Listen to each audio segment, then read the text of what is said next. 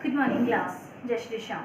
आज हम एक नया चैप्टर शुरू करने वाले हैं जो कि वनोन्मूलन के बारे में है, हमारी प्रकृति के बारे में है। जीव जंतुओं को हम कैसे संरक्षित कर सकते हैं, वनों को हम किस तरह से बचा सकते हैं, उनको संरक्षित कर सकते हैं। तो इसी क्रम में हमारा जो सबसे पहला टॉपिक है वो है वनोन्मूलन। ये चैप्टर हम स्टार्ट करें, इसके टॉपिक्स हम देखिए। इससे पहले एक शब्द आता है वनोन्मूलन, जिसको आपने पहले भी कई बार सुना होगा, इसके बारे में पढ़ा होगा। तो मैं आपको सबसे पहले वनोन्मूलन के बारे में बता दूं, वनोन्मूलन क्या होता है। वनों की जो लगातार कटाई हो रही है, वनों को लगातार काटा जा रहा है, तो वनों की जो कटाई है जो लगातार हो रही है उसे कहा जाता है वनोन्मूलन, जिससे जंगल दिन प्रतिदिन क्या होते जा रहे हैं, कम होते जा रहे हैं, पेड़ों की संख्या घटती जा रही है। ठीक है, तो ये जो प्रक्रिया है जिसके अंदर वनों की संख्या लगातार कम हो रही है, इसे कहते हैं वनोन्मूलन। अब हम पढ़ेंगे वनोन्मूलन के क्या कारण हैं। क्या कारण हैं कि जंगल धीरे धीरे कम होते जा रहे हैं, जंगलों की कटाई होती जा रही है। तो मैं आपको सबसे पहला इसका जो रीज़न है वो बता दूं, जनसंख्या वृद्धि। ठीक है, तो वनोन्मूलन का जो सबसे पहला कारण है वो है जनसंख्या। अब जनसंख्या वनोन्मूलन का कारण क्यों है? आजकल दिन प्रतिदिन लोगों की संख्या बहुत ज़्यादा बढ़ती जा रही है, पॉपुलेशन है वो बहुत ज़्यादा बढ़ रही है। ज़्यादा लोग होंगे, उनको रहने के लिए घर की ज़रूरत होगी। जितने ज़्यादा लोग होंगे उनको रहने के लिए जगह चाहिए। रहने के लिए पेड़ों को काट रहे हैं, जंगलों को काट रहे हैं रहने के लिए, जगह बनाने के लिए। इसके साथ ही अगर जनसंख्या बढ़ेगी तो उनको खाने की रहने की जो आवश्यकताएं हैं वो भी बढ़ेंगी, और अपने रहने की पूर्ति के लिए या फिर अन्य ज़रूरतों के लिए जो लोग क्या कर रहे हैं, पेड़ों को काट रहे हैं, जंगलों को नष्ट कर रहे हैं। तो वनोन्मूलन का सबसे पहला कारण हो गया जनसंख्या वृद्धि। अगर हम दूसरा बात करें तो फर्नीचर, यानी जो काठ का, लकड़ी का जो सामान है उसे बनाने के लिए लकड़ी की आवश्यकता होती है, जिसे लोग अपने लालच की पूर्ति के लिए क्या करते हैं, हरे पेड़ों को काट लेते हैं और उनसे फर्नीचर बनाते हैं, सामान बनाते हैं, बेचते हैं। उसके बाद तो जो है फर्नीचर के लिए जो लकड़ी की ज़रूरत होती है उसकी पूर्ति के लिए लोग पेड़ों को काट रहे हैं, जंगलों को नष्ट कर रहे हैं। तो वनोन्मूलन का एक कारण ये भी हो गया, फर्नीचर के लिए जो लकड़ी की आवश्यकता। इसके बाद बात करते हैं हम, जो फैक्ट्रियाँ स्थापित हो रही हैं, गाँवों से शहरों से बाहर क्या हो रहा है, बड़ी बड़ी फैक्ट्रियाँ बन रही हैं, औद्योगिकरण हो रहा है, जिसके लिए फैक्ट्री बनाने के लिए जो ज़मीन है उस जगह को बनाने के लिए पेड़ों को काट के वहाँ से जगह को क्लीन किया जाता है, फैक्ट्रियाँ बनाई जा रही हैं। तो औद्योगिकरण यानी फैक्ट्रियाँ बनाने के लिए लोग जंगलों को काट रहे हैं, रहने के लिए या फिर खेती करने के लिए जब पेड़ों को काट रहे हैं, जंगलों को काट रहे हैं, धीरे धीरे इन्हें ख़त्म कर रहे हैं।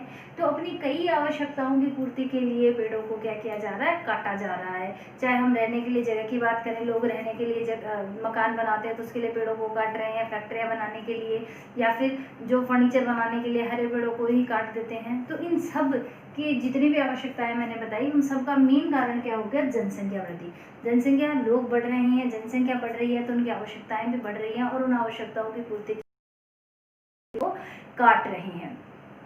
अब हम बात करते हैं, ये तो हो गया वनोन्मूलन का कारण। तो सबसे मुख्य कारण इसके अंदर जनसंख्या वृद्धि आएगा।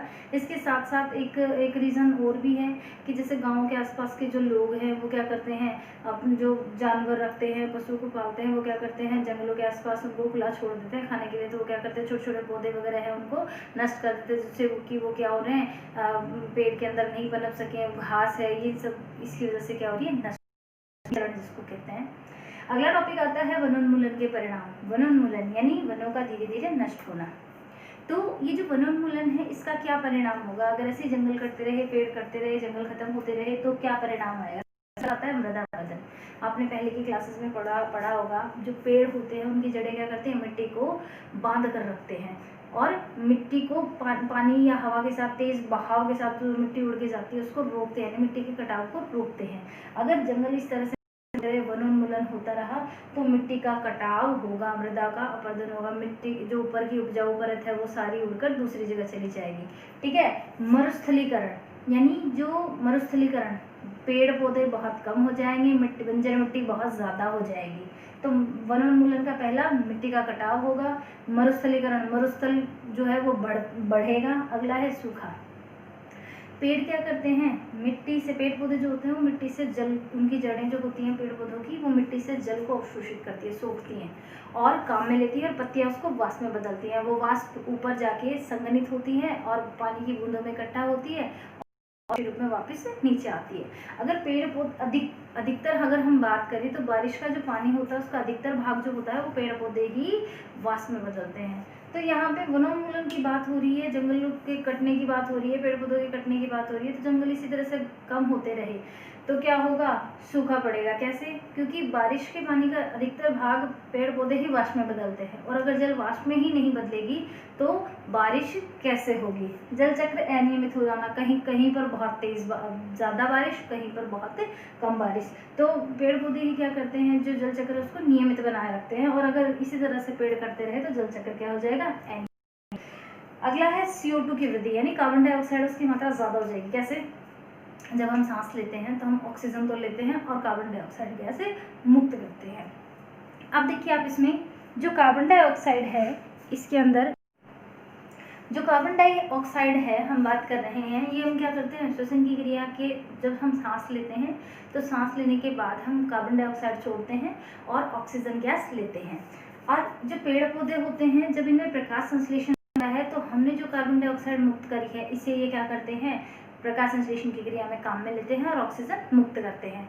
देखिए यहाँ पे ये हैं पेड़ पौधे और ये है जीव, ठीक है। पेड़ पौधे क्या करते हैं, ऑक्सीजन को मुक्त करते हैं, और इस ऑक्सीजन को कौन लेते हैं, जीव जंतु। और ये क्या करते हैं, कार्बन डाइऑक्साइड है वो मुक्त करते हैं, और इसे कौन काम में लेता है, पेड़ पौधे। अब अगर हम यहाँ से इनको हटा दें तो काम में लेते रहेंगे, कार्बन डाइऑक्साइड क्या होगी, बढ़ती जाएगी। और कार्बन डाइऑक्साइड जो है वो जो ग्लोबल वार्मिंग यानी वैश्विक जो उष्णन है, इसकी क्रिया को क्या करता है, बढ़ाता है। अब देखिए इसमें आप आगे, तो जो पेड़ पौधे अगर कम होते रहे, वनोन्मूलन इसी तरीके से होता रहा, तो कार्बन डाइऑक्साइड की मात्रा क्या हो जाएगी, बढ़ जाएगी। और कार्बन डाइऑक्साइड जो है वो ग्लोबल वार्मिंग यानी जो तापमान है उसको बढ़ाने में सहायता करने वाली गैस है, यानी कार्बन डाइऑक्साइड क्या करती है, तापमान को बढ़ाती है। जो ओजोन, आप लोगों ने हरित गृह प्रभाव पढ़ा होगा, हरित गृह प्रभाव किसकी वजह से होता है, कार्बन डाइऑक्साइड की वजह से। अगला हम बात करते हैं भोजन की कमी। ज़्यादातर अगर हम बात करें प्रत्यक्ष या परोक्ष रूप से हम खाना होता है उसके लिए हम पेड़ पौधों पर ही निर्भर करते हैं, ठीक है। तो अगर पेड़ पौधे नहीं होंगे, वनोन्मूलन होता रहा, तो जो जनसंख्या है उनके भोजन की पूर्ति नहीं हो पाएगी। ये सारे कारण हैं यहाँ पर जो कि वनोन्मूलन के कारण है।